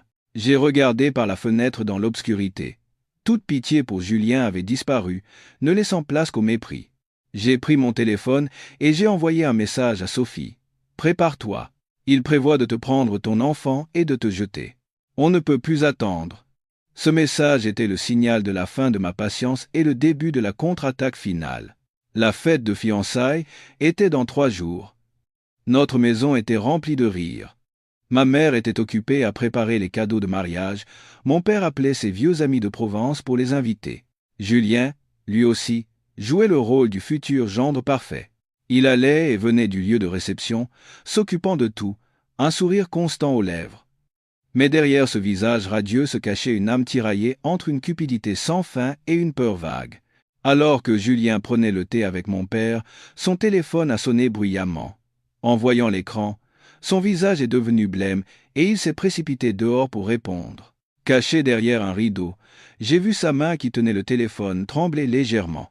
À l'autre bout du fil, Sophie jouait le rôle de la femme désespérée, comme nous l'avions convenu. « Chérie, je n'en peux plus. Si tu ne viens pas tout de suite, je te montrerai de quoi nous sommes capables, moi et le bébé. Tâchez-on-y » Tâchez. Julien était en pleine panique. L'enfant dans le ventre de Sophie était le petit-fils tant attendu par sa famille, son assurance pour l'avenir. Le visage livide, il est rentré en courant et a débité une excuse maladroite. « Beau papa, belle maman, il y a eu un incendie à l'entrepôt de l'entreprise. Je dois y aller de toute urgence ce soir. Je ne pense pas pouvoir revenir avant demain. » Mes parents, crédules, lui ont dit de faire attention. Je l'ai simplement regardé avec des yeux froids, pensant intérieurement, « Va signer toi-même le verdict de ta vie. » Julien a conduit comme un fou jusqu'au pavillon de Sophie. Là, elle a pleuré, supplié, menacé, et Julien a dû passer la nuit à la consoler. Profitant d'un moment où Julien, épuisé, s'était endormi, Sophie a pris discrètement son téléphone. Elle a utilisé son doigt pour déverrouiller l'empreinte digitale et a copié tous les messages échangés avec des usuriers, les conversations sordides avec sa belle-mère sur la dissimulation de biens. Toutes ces preuves m'ont été immédiatement envoyées par email, devenant les derniers clous à sceller le cercueil de la réputation de Julien. Le lendemain matin, Julien est revenu, les yeux cernés, mais il faisait semblant d'être serein. Il m'a prise dans ses bras et m'a dit d'une voix rauque, « Heureusement, ma chérie, l'incident est maîtrisé. J'ai eu si peur de ne pas pouvoir être là pour notre grand jour. » J'ai ajusté le col de sa chemise froissée et j'ai souri de manière énigmatique. « Oui, heureusement que tu es revenu. Demain sera le jour le plus mémorable de ta vie. » Julien a souri. Le sourire innocent d'un homme sur le point de tout perdre. La fête de fiançailles a eu lieu dans la salle de réception la plus luxueuse de Paris. Conformément aux exigences de ma belle famille, la salle était remplie de fleurs importées et de somptueux lustres en cristal illuminaient les visages joyeux des invités. Julien, en smoking bleu marine, les cheveux gominés, se tenait à côté de ses parents, le sourire jusqu'aux oreilles. Madame Dubois, vêtue d'un tailleur rouge et d'un collier de perles, accueillait les invités avec l'allure d'une belle-mère riche et puissante. En voyant ce spectacle grandiose, une amertume m'a envahi. Toute cette vanité était bâtie sur des mensonges et des calculs sordides. Mes parents, qui avaient vécu honnêtement toute leur vie, serraient joyeusement la main de leurs futurs beaux-parents, ignorant qu'ils envoyaient leur fille dans la gueule du loup. Debout sur l'estrade, un bouquet à la main, je ne quittais pas des yeux la porte d'entrée, attendant le moment où ce rideau de faux-semblants serait déchiré. À 11 heures précises, alors que le maître de cérémonie annonçait le début de la cérémonie, les immenses portes de la salle se sont soudainement ouvertes. Avec un courant d'air froid, une invitée inattendue a fait son apparition. Ce n'était pas la Sophie à l'allure modeste, mais une Sophie la tête haute, déterminée. Elle portait une simple robe de maternité blanche, mais son ventre proéminent a attiré tous les regards. Un silence s'est abattu sur la salle, la musique s'est arrêtée. Seul le bruit des talons de Sophie résonnait sur le sol. Julien, qui levait son verre, s'est figé.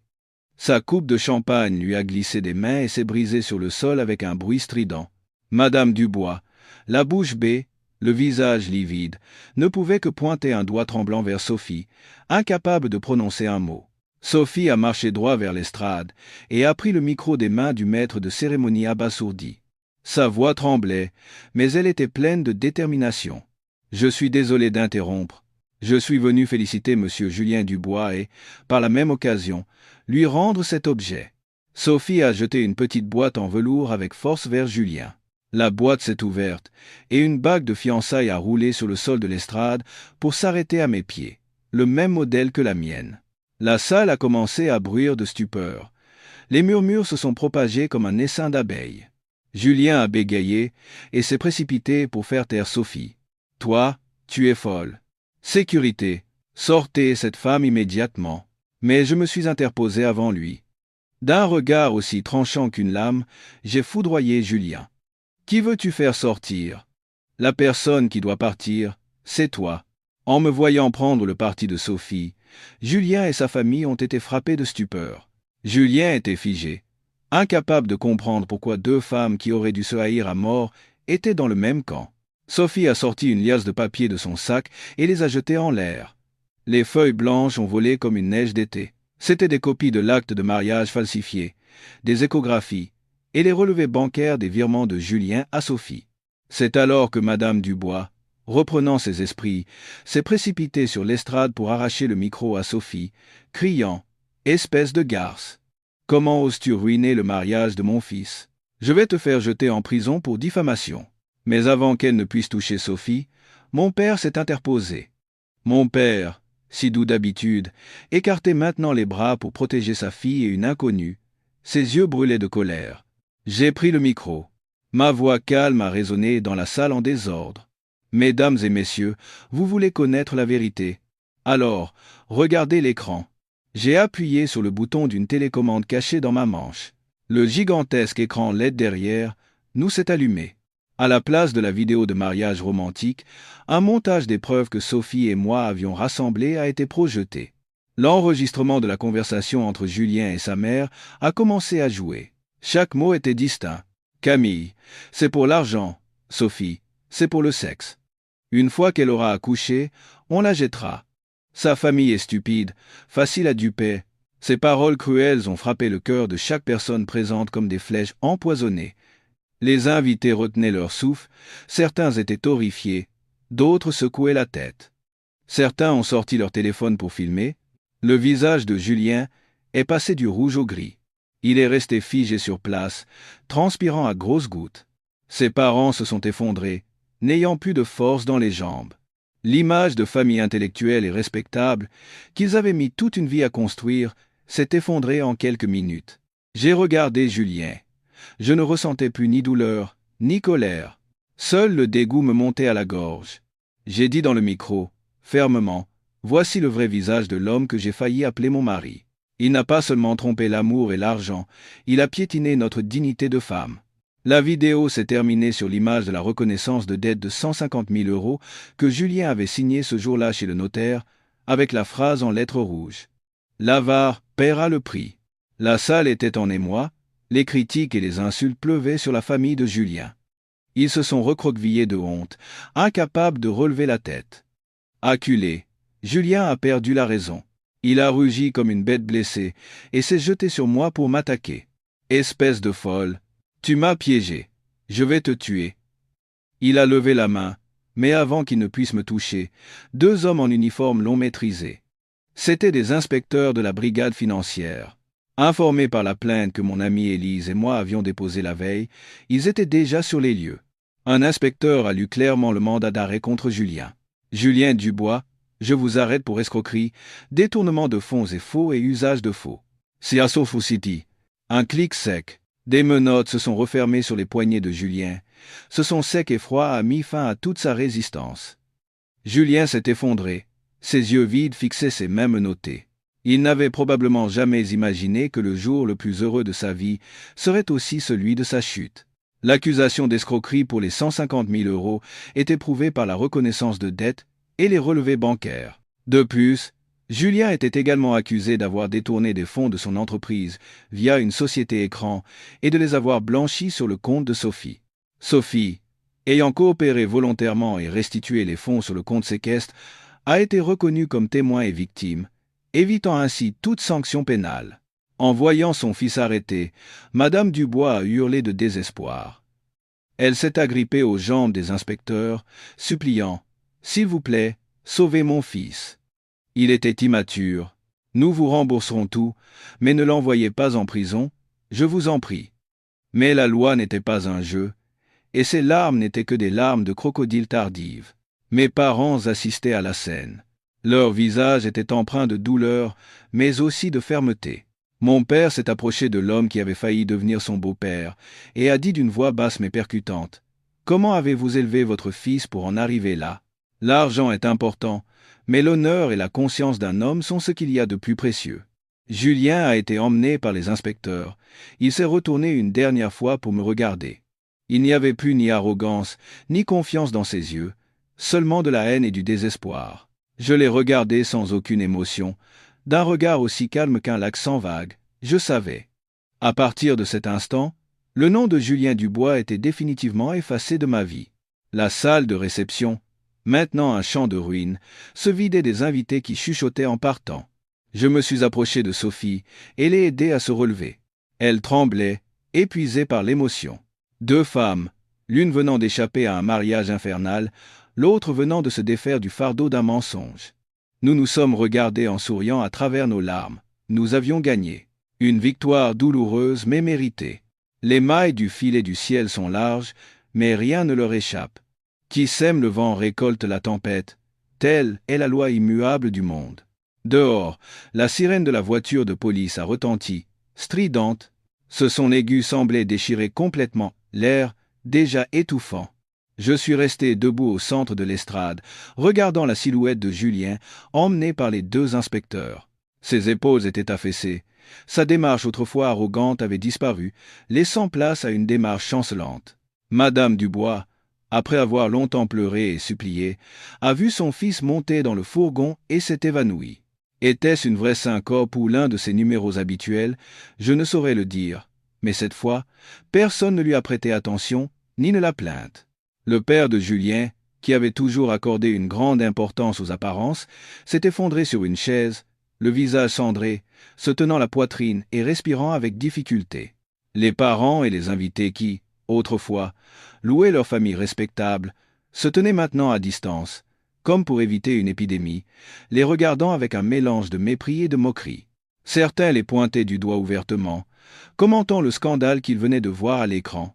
Le vernis et l'honneur qu'ils avaient mis toute une vie à construire s'étaient complètement effondrés, ne laissant qu'un tas de cendres d'humiliation. Mes parents, qui avaient travaillé dur toute leur vie pour leur enfant, se tenaient droits au milieu de ce chaos. Mon père s'est approché de l'homme qui avait failli devenir son beau-père et a dit d'une voix basse mais ferme : « Monsieur, les choses en sont arrivées à ce point. Je ne pense pas qu'il y ait encore de lien entre nous. Notre famille déclare la rupture des fiançailles ici et maintenant. Les cadeaux que nous avons reçus seront renvoyés demain sans qu'il n'en manque un centime. Notre famille est peu, être modeste, mais nous ne pouvons accepter l'argent sale et sans conscience de votre famille. » Le père de Julien a levé ses yeux troubles vers mon père, mais n'a rien pu dire, baissant la tête de honte.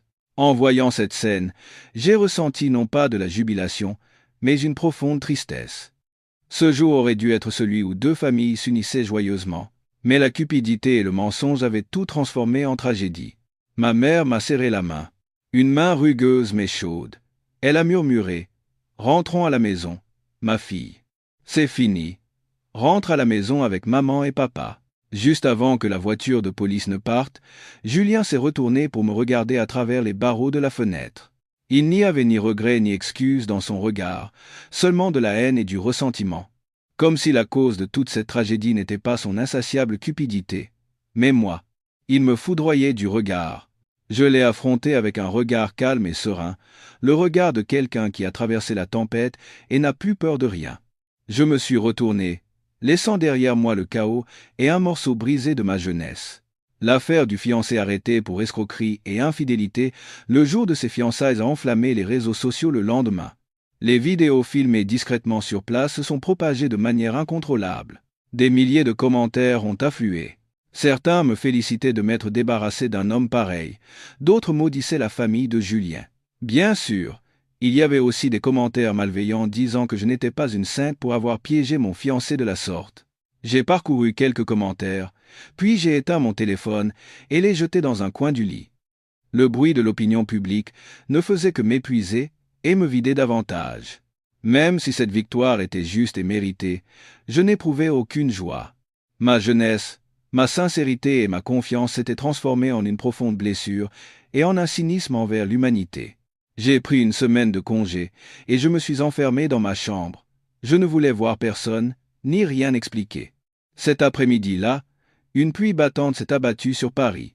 Sophie m'a appelé. Sa voix, débarrassée de l'anxiété et de la colère d'avant, semblait beaucoup plus calme. « Ma sœur, je suis retourné dans mon village natal. » Mes parents étaient très en colère au début, mais finalement, ils ont eu pitié de leur fille et de leur petit-fils et m'ont reprise.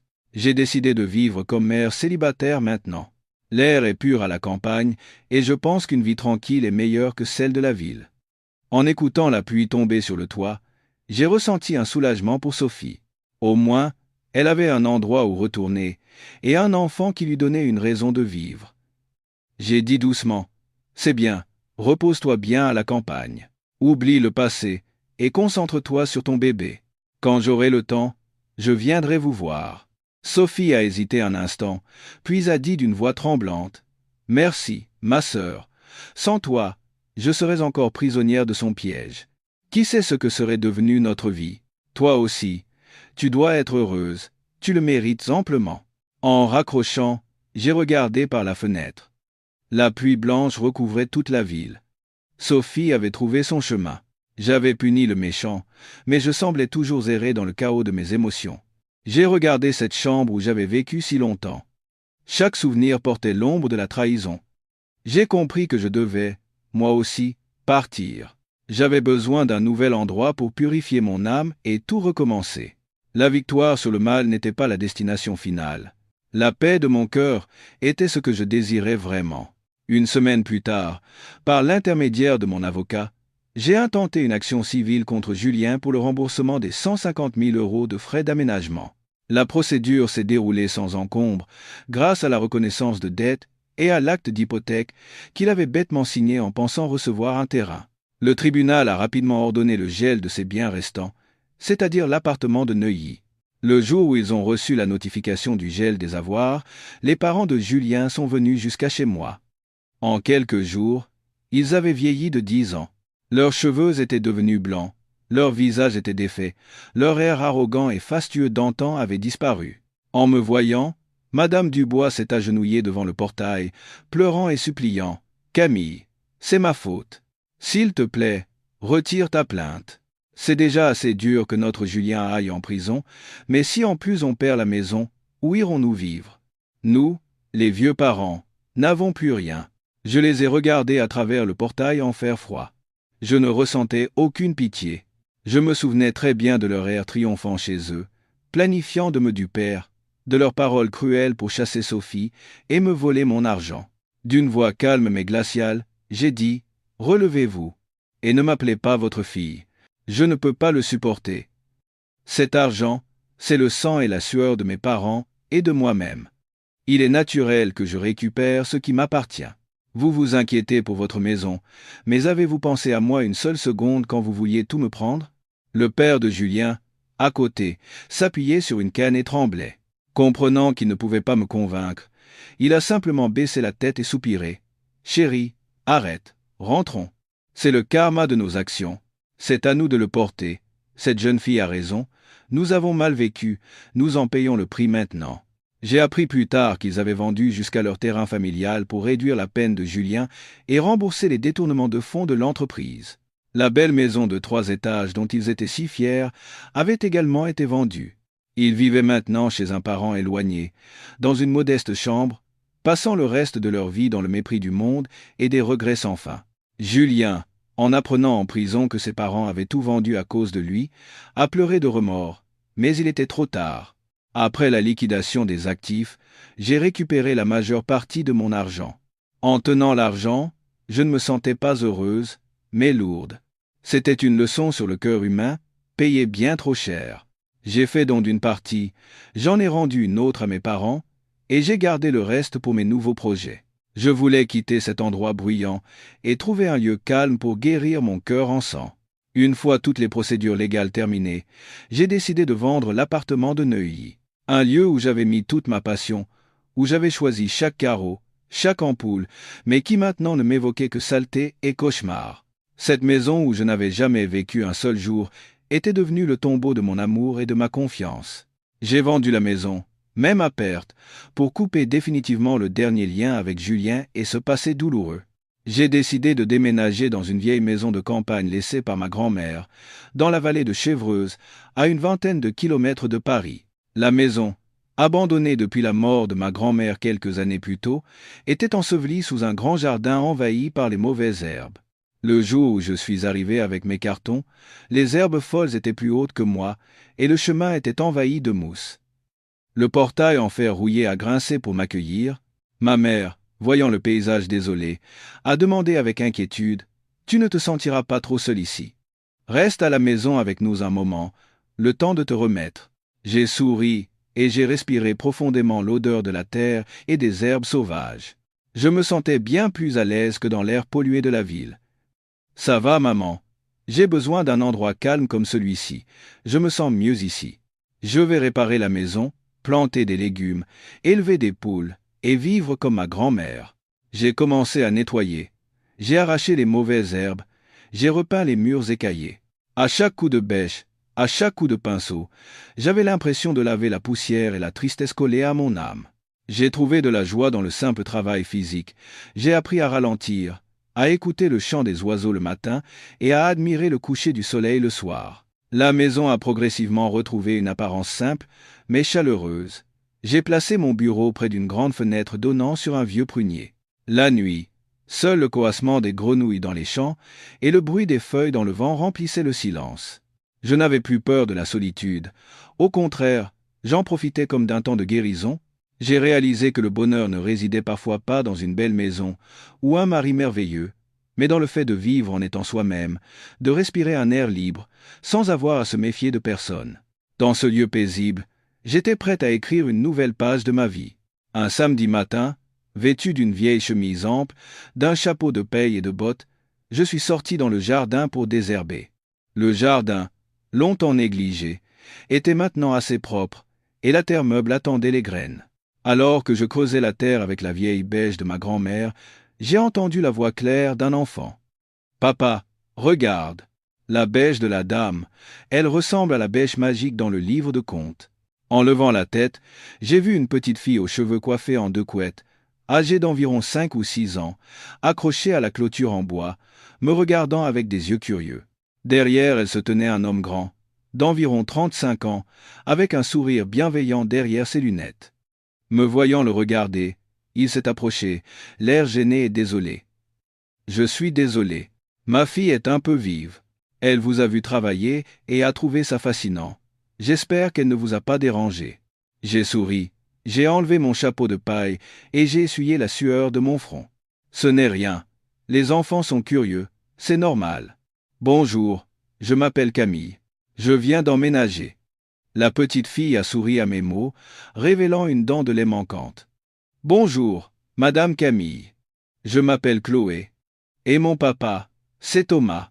Madame, votre bêche est très vieille. C'est une antiquité? Papa dit que les antiquités coûtent très cher. » La question innocente de Chloé nous a fait rire, Thomas et moi, en même temps. L'ambiance gênante s'est instantanément dissipée. Thomas s'est gratté la tête, l'air un peu penaud. Chloé adore les dessins animés. Elle a beaucoup d'imagination. Ne faites pas attention. Vous vous êtes installé ici pour de bon? Cette maison était vide depuis si longtemps, je pensais que les propriétaires ne reviendraient pas. J'ai hoché la tête, regardant au loin le toit de tuiles rouges. Oui, c'est la maison de ma grand-mère. Je voulais un endroit calme pour vivre et pour me souvenir des bons moments. Thomas a hoché la tête à mes mots. Son regard était empreint d'empathie et d'un respect poli. Me voyant lutter avec les mauvaises herbes près de la clôture, il a proposé spontanément. « Je peux vous aider. J'ai des outils de jardinage chez moi. Je peux vous les prêter un instant. » La force d'un homme est plus efficace pour ce genre de travail. Avant que j'aie pu refuser, il avait enjambé la basse clôture, retroussé ses manches et commencé à arracher les mauvaises herbes. La vue de cet inconnu, maladroit mais sincère, a fait naître en moi un sentiment chaleureux mais prudent. Je ne savais plus depuis quand je n'avais pas vu un homme retrousser ses manches pour aider une femme sans arrière-pensée. À partir de ce jour, Thomas et Chloé sont devenus mes voisins proches. Thomas, architecte indépendant, travaillait principalement de chez lui et avait beaucoup de temps pour s'occuper de sa fille et de son petit jardin. Il était peu bavard et calme, mais c'était une personne attentionnée et délicate. Après une forte pluie, voyant que le toit de ma maison fuyait, il a apporté une échelle sans un mot et l'a réparée. Voyant que la clôture en bois était vieille, il a passé un après-midi à la bricoler pour la rendre plus solide. Bien que je les apprécie, je gardais toujours une certaine distance. La blessure de la trahison de Julien était restée comme une cicatrice sur mon âme, me faisant me replier sur moi-même face à l'attention d'un autre homme. Chaque fois que Thomas me souriait ou me demandait gentiment comment j'allais, je craignais qu'un autre calcul se cache derrière sa gentillesse. J'avais peur de faire à nouveau confiance à quelqu'un, de donner mon cœur et d'être blessé. La nuit, je faisais souvent des cauchemars. Dans mes rêves, Julien apparaissait avec un couteau, me menaçant pour que je lui donne mon argent et ma maison. J'appelais à l'aide, mais il n'y avait que l'obscurité. En me réveillant en sueur, je me recroquevillais dans un coin de mon lit et je pleurais en silence. Dans ces moments-là, je réalisais à quel point j'étais faible et seul, malgré mon apparence forte. Un après-midi, Thomas m'a apporté un panier de laitue de son jardin. Il a hésité devant la porte, puis, voyant mes yeux gonflés, il a demandé timidement « Camille, quelque chose ne va pas ?» J'ai vu de la lumière dans votre chambre tard dans la nuit. J'ai évité son regard inquiet et j'ai baissé la tête. Non, c'est juste que je dors mal en ce moment. Merci pour les laitues. Vous devez préparer le dîner de Chloé. Rentrez vite. Je me suis dépêché de fermer la porte et je me suis retourné. Je savais à quel point mon comportement impoli avait dû le déconcerter, mais je n'étais pas encore prêt à ouvrir mon cœur. Ce matin, le facteur m'a remis une lettre. En voyant l'écriture maladroite sur l'enveloppe et le sceau rouge de la prison, mon cœur s'est serré. Une lettre de Julien. 3 mois s'étaient écoulés depuis son arrestation. Je pensais avoir oublié ce nom, mais il réapparaissait, ébranlant la paix que j'avais mis tant d'efforts à construire. J'ai longtemps hésité avant d'ouvrir la lettre. Finalement, la curiosité l'a emporté. Le papier était fin, rempli d'une écriture tremblante et tordue, bien loin de son écriture arrogante d'autrefois. Il déversait des mots de remords tardifs. La vie difficile en prison, le regret d'avoir perdu une femme aussi bonne que moi. Il rejetait la faute sur les circonstances et sur ses parents, me demandant pardon. Il me suppliait de retirer ma plainte civile pour qu'il ait une chance de recommencer sa vie et que ses parents n'aient pas à vendre leur maison.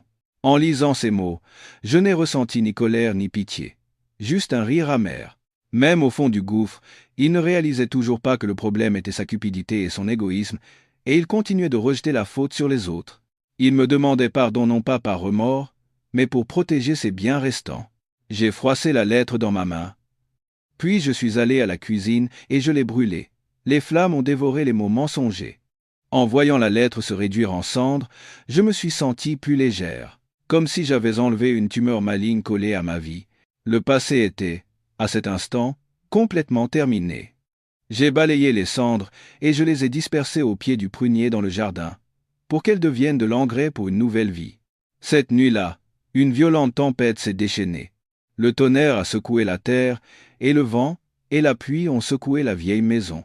Alors que je me tournais et me retournais dans mon lit, incapable de dormir, des coups urgents à la porte et la voix désespérée de Thomas se sont fait entendre. « Camille, s'il vous plaît, ouvrez, aidez-moi à sauver Chloé. » Surprise, j'ai enfilé un imperméable et j'ai ouvert la porte.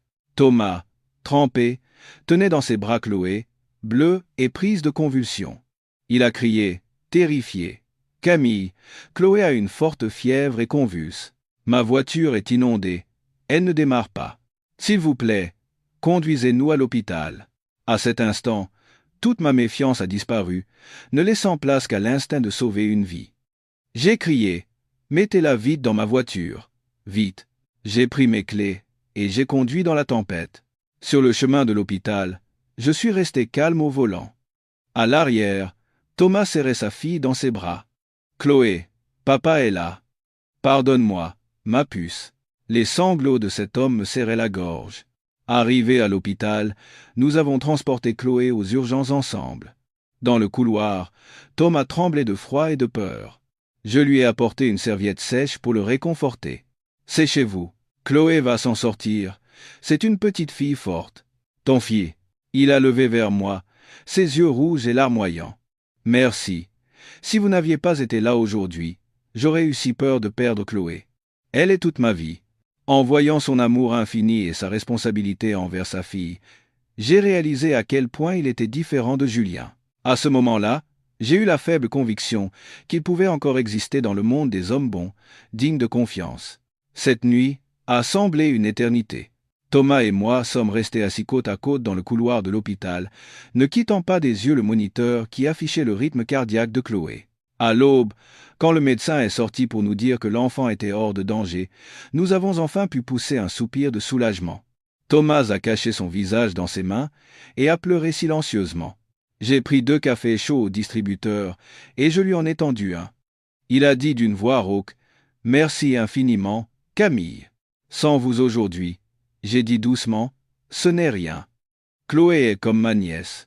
D'ailleurs, où est sa mère ?»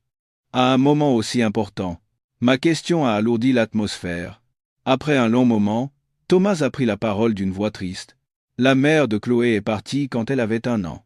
Elle disait que j'étais un architecte pauvre et sans ambition, incapable de lui offrir la vie luxueuse dont elle rêvait. Elle est partie avec un homme plus riche. Nous laissant, Chloé et moi. J'ai regardé cet homme bon assis à côté de moi. Derrière son sourire optimiste se cachait une blessure aussi profonde et douloureuse que la mienne.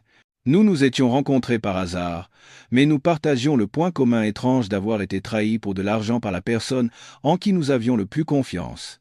Thomas a souri amèrement. À l'époque, j'étais plein de ressentiment et je ne croyais plus en l'amour. Mais, en voyant Chloé grandir, j'ai compris que je ne pouvais pas vivre dans la haine. Pour elle, je devais être un bon père et une bonne mère aussi. En entendant sa confession sincère, j'ai senti le mur de défense que j'avais érigé autour de mon cœur s'effondrer. 1 mois plus tard, le procès de Julien a eu lieu. Je n'y ai pas assisté. Mon avocat m'a informé qu'il avait été condamné à 3 ans de prison pour escroquerie et détournement de fonds. Le juste prix pour ces crimes. Un après-midi, Madame Dubois a débarqué chez moi. Elle n'avait plus rien de son élégance d'antan, elle semblait hagarde et vieille. En me voyant, elle s'est précipitée pour m'attraper les cheveux. « C'est toi, garce. C'est toi qui as envoyé mon fils en prison et ruiné notre famille. Je vais mourir avec toi. » Alors que je reculais, surprise, une grande ombre s'est interposée. C'était Thomas. Il a saisi le poignet de Madame Dubois et a dit fermement: « Calmez-vous, madame. Si vous continuez à faire du tapage ici, j'appellerai la police. » Voyant un inconnu prendre ma défense, Madame Dubois a hésité un instant, puis s'est mise à hurler. « Regardez-moi ça. Cette femme qui a ruiné sa belle famille en couchant avec un autre homme après avoir abandonné son mari. » Thomas l'a coupé. Son regard fort l'a fait taire. « Rentrez chez vous. La justice a déjà déterminé qui a tort et qui a raison. Si vous continuez à faire du bruit, je soumettrai cette vidéo de surveillance à la police. » Madame Dubois, incapable de tenir tête, est repartie en marmonnant des insultes. Ce soir-là, j'ai reçu un appel de Sophie. Elle avait donné naissance à un fils en bonne santé et, souhaitant une vie paisible pour son enfant, elle l'avait appelé Ange. Elle pleurait d'émotion. « Ma sœur, merci beaucoup. Sans toi, qui sait ce que nous serions devenus? C'est difficile en ce moment, mais mon cœur est en paix. » J'ai sincèrement félicité Sophie et je me suis sentie plus légère. La tempête était vraiment passée. Après la sortie de Chloé de l'hôpital, Thomas m'a invité à dîner. En entrant dans sa cuisine, j'ai ressenti pour la première fois depuis longtemps une atmosphère familiale chaleureuse. Une petite maison propre. Les jouets de Chloé et les plans d'architecte de Thomas étaient disposés un peu partout. Le menu était simple: un sauté de porc, une soupe aux algues, une omelette roulée, mais la nourriture préparée avec soin par Thomas avait une saveur plus profonde que n'importe quel plat gastronomique. Chloé, assise entre nous, bavardait, me servant de la viande et mettant des légumes dans l'assiette de son père. « Maman Camille, mange beaucoup. La cuisine de mon papa est la meilleure du monde. Azemese, yesematose, azematozemikes, patozes. » J'ai souri en caressant la tête de l'enfant et j'ai croisé le regard de Thomas. Ses yeux étaient remplis de respect et d'une affection chaleureuse. Thomas m'a servi du jus d'orange et a dit timidement: « Merci pour tout, Camille. » Depuis que la mère de Chloé est partie, c'est la première fois que je ressens une telle ambiance familiale dans cette maison. J'ai tripoté le bord de mon bol et j'ai répondu doucement: « Moi aussi. Grâce à vous et à Chloé, j'ai redécouvert ce qu'est la joie simple. » Il n'y a eu ni grande déclaration, ni dîner romantique aux chandelles. Juste l'odeur d'un repas chaud, le rire d'un enfant et une profonde compréhension entre 2 âmes blessées. J'ai réalisé que le bonheur n'était pas loin, mais qu'il se trouvait dans ces moments ordinaires et sincères. 1 an a passé. La vieille maison de ma grand-mère était maintenant entourée de fleurs éclatantes et d'un potager verdoyant. Je m'étais complètement adapté à la vie lente de la campagne. Le souvenir de Julien s'était estompé comme un lointain cauchemar. Il était toujours en prison, et Sophie gérait une petite boutique dans son village, vivant paisiblement avec son fils. Après la tempête, nous avions chacun trouvé notre paix. Cet après-midi, alors que je m'occupais des rosiers dans le jardin, j'ai entendu la voix de Chloé. « Maman Camille. » Papa a fait une balançoire. En levant la tête, j'ai vu Thomas et Chloé debout sous le prunier. Il était trempé de sueur, mais son visage était illuminé d'un sourire plus éclatant que le soleil. Depuis quelque temps, Chloé m'appelait naturellement « Maman Camille » et j'avais accepté ce nom de tout mon cœur. Alors que je m'approchais, Thomas a essuyé sa sueur et a pris doucement ma main terreuse. Il ne dit rien, me regardant simplement avec des yeux pleins d'une profonde confiance. Je n'ai pas retiré ma main. Nous n'étions pas liés par le mariage ou par des papiers. Pour nous, qui avions connu la blessure, l'important n'était pas le statut, mais la paix de pouvoir élever Chloé ensemble et de vieillir ensemble dans ce jardin ensoleillé. J'ai levé les yeux vers le ciel bleu et j'ai pris une profonde inspiration. Le bonheur n'était pas une destination lointaine, mais il se trouvait dans le souffle de cet instant présent.